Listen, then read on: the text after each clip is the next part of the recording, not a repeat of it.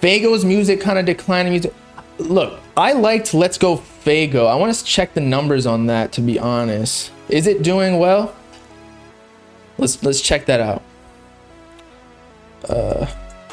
Okay, so he's got 4.6 million monthly listeners. That ain't bad, okay? He was on MP5 with Trippie Redd, and also, by the way, I just want to say, somebody was like trying to slander me on Twitter. Y'all saw it already, probably, saying that I didn't like, or I switched up my opinion on Trip at Night. I don't think Trippie ruined Rage Beats whatsoever. I disagreed with whoever said that in the chat. Okay, so Let's Lose Our Minds. When did it release?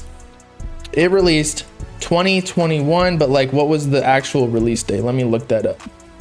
SoFaygo, Let's Lose Our Minds release date. It's got 2 million streams on Spotify thus far, and it released September 1st. So we're 1 month and 2 million views or streams. Is that good? Like, I think the issue with SoFaygo right now, and it's not even really an issue because I'm sure he's still going up. Like, he's still blowing up, gaining hella followers on a daily basis. He kind of pushed out, like, this is what we were talking about with the Mr. Rage shit. He, just like Trippie Redd, kind of delayed it too much, like thinking that it would build more and more hype, but there's only so much hype you can cap out at until people just stop caring. And I think that happened. Like, we forgot about Let's Lose Our Minds, even though I don't even know when he originally posted this snippet on his Instagram. I believe it was like months ago, like 6 months ago maybe. He took it off, so I can't even see on his Instagram, but still, like, I just feel before he got signed. So that's what I'm saying. Actually, I think it was after that. Whenever it was, though, like, people thought that that was going to be the first Lyrical Lemonade music video, but then it wasn't. So it just kind of like threw us all off. And then they did what? Knock Knock for the music video. And nobody wanted to hear Knock Knock. At least like the people who are in this shit like us. But I think the only issue with what SoFaygo is doing right now is that he hasn't dropped any music. And I think he's just, it's not even him. I think Travis Scott, who signed him, I think they're just waiting to put SoFaygo on the Travis Scott Utopia album so that they can take that hype and new clout, just like they did with like Sheck West, Don Toliver, and use that for the when SoFaygo releases his, what is it, Pink Hearts is the album he's working on, right? So that, yeah, so then he'll get way more streams than if he dropped it prior to the Utopia album. It's all a money game, which is kind of fucked. Fuck all that. And shout out Reflection for the sub. But yeah, Faygo just needs to drop more music, and that's the problem with signing. Whenever you sign to a big ass label, it's almost like, okay, just throw them on the shelf. And I'm not saying Travis Scott treats his artists like that, but I just feel like there's always way too much planning in music releases when in the underground, or when you're building an organic fan base at the very beginning. You're kind of just doing shit on the fly and like communicating with the fans and whatever. It just becomes too orchestrated and too like planned that it's not fun anymore. It's like, bro, just drop the music that you've been previewing and stop trying to be like fucking Cardi and all secretive and mysterious. Like, it don't make sense anymore. You feel me? And so again, when artists sign to labels, I feel like it stunts their growth because they have to go through so many corporate processes and clearances and beat contracts with producers that it just takes so much time. Look, remember when I was like depressed or some shit after COVID? Okay, we can relook at this process.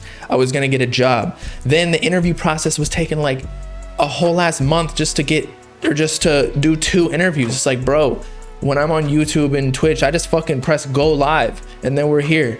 And that's the same thing with these underground rappers. They can kind of just do whatever if they stay independent. Like I feel like Can right now is independent, even though people are saying he might be signing Trippie Redd, right?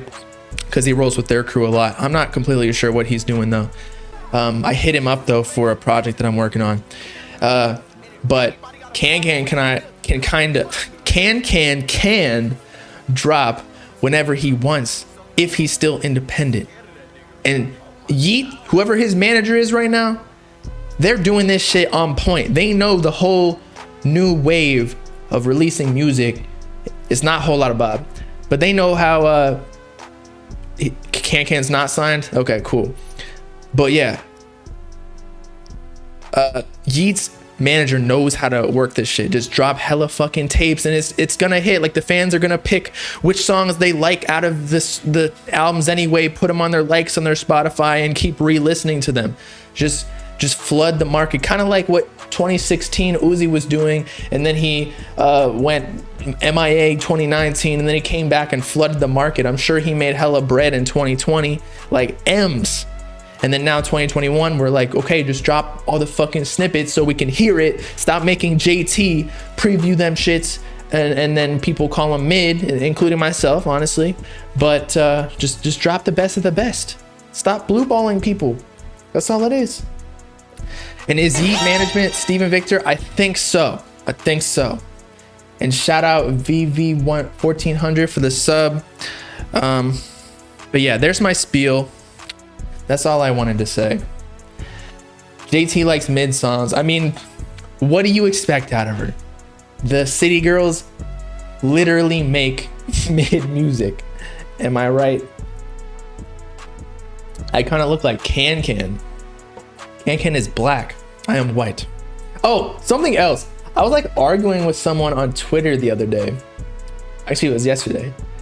They were like, Yeet isn't, no. Somebody called me white.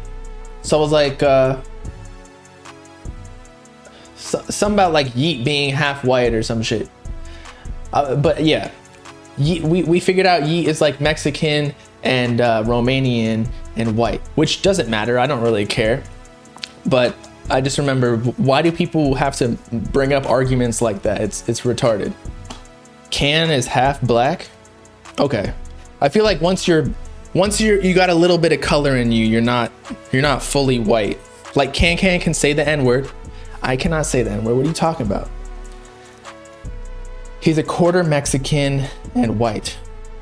Okay, a quarter Mexican is still like a little bit Latino, you know? That's how it is.